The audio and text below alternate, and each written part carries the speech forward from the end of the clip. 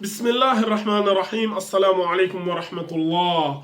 Aujourd'hui, nous allons voir ensemble un miracle du Coran. C'est un miracle psychologique. Subhanallah, il est hallucinant. Ayyuhal ikhwat wal akhawat. Nous allons parler ensemble aujourd'hui de l'espionnage.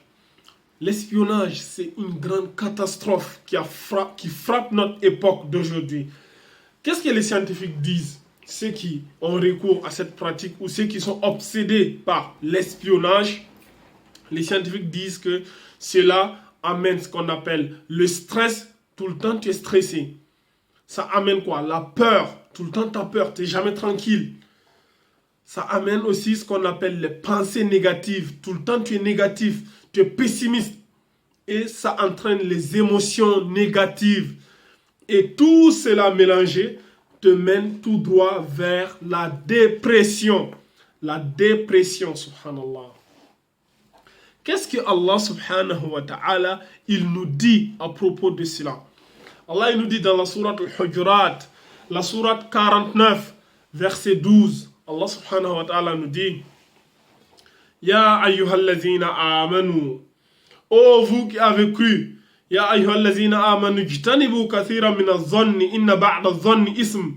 Ô vous qui avez cru, évitez les mauvais soupçons, la conjoncture, car une partie de cela, ce sont des péchés. Wala tajassasu. Ne vous espionnez pas les uns des autres.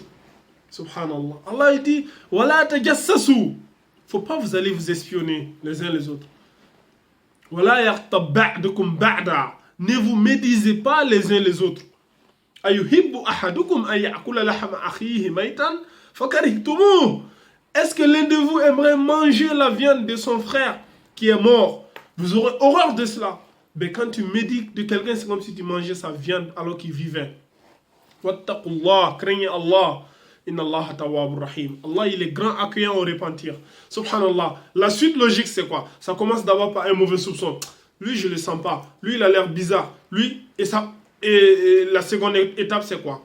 Maintenant, on va essayer d'enquêter. On va essayer de voir, puiser dans son passé. Ah, il a fait ça quand il était petit. Il a fait ça tel jour, tel jour, tel jour. Et une fois qu'on a découvert, maintenant, on partage, on médit.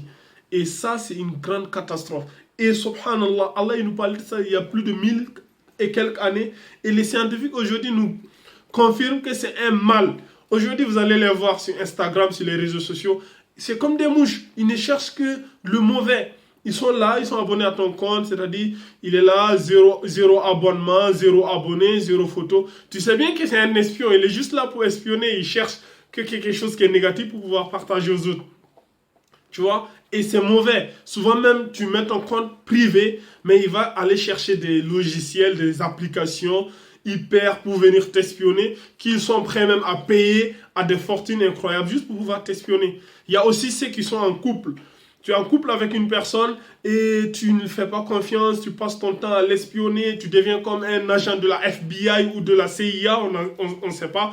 Dès que son téléphone sonne, ouais, c'est qui, avec quoi, pourquoi il t'appelle, pourquoi. Dès que la personne rentre dans la salle de bain, tu cours, tu prends son téléphone pour déverrouiller, machin, pour vérifier. C'est pas une vie ça, c'est pas une vie. Quand tu as cette vie-là, il faut changer de vie, mon frère ou ma soeur. Si tu ne fais pas confiance à ton partenaire ou à ta partenaire, essaye de dialoguer avec lui, discuter. Faites intervenir des gens à l'extérieur. Je ne dis pas vos familles, parce que généralement, les familles vont soutenir leur frère ou leur fils. Faites intervenir peut-être un imam ou quelque chose comme ça. Si tu trouves que tu ne peux pas trouver une solution, essaye de chercher une rupture à l'amiable. Ce n'est pas une vie. Tu ne peux pas tenir comme ça toute ta vie. Tu vas finir dépressif, à coup sûr. Et l'espionnage, ce n'est pas bien. L'espionnage, c'est quelque chose qui est très très mauvais. Et Allah subhanahu wa ta'ala, il a parlé. Ça commence d'abord par le mauvais soupçon. Après, ça devient, on commence maintenant à enquêter. Une fois qu'on trouve, on partage. Et surtout dans ce mois de Ramadan, il faut surtout éviter cela.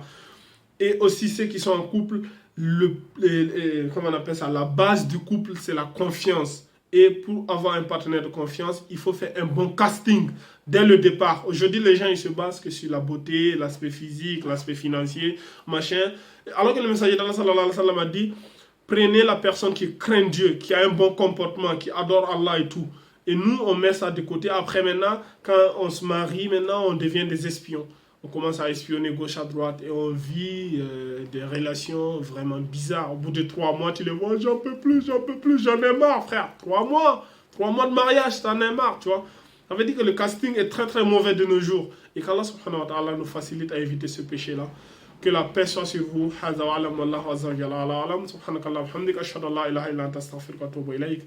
Wa akhiru da'wana alhamdulillahi rabbil alamin.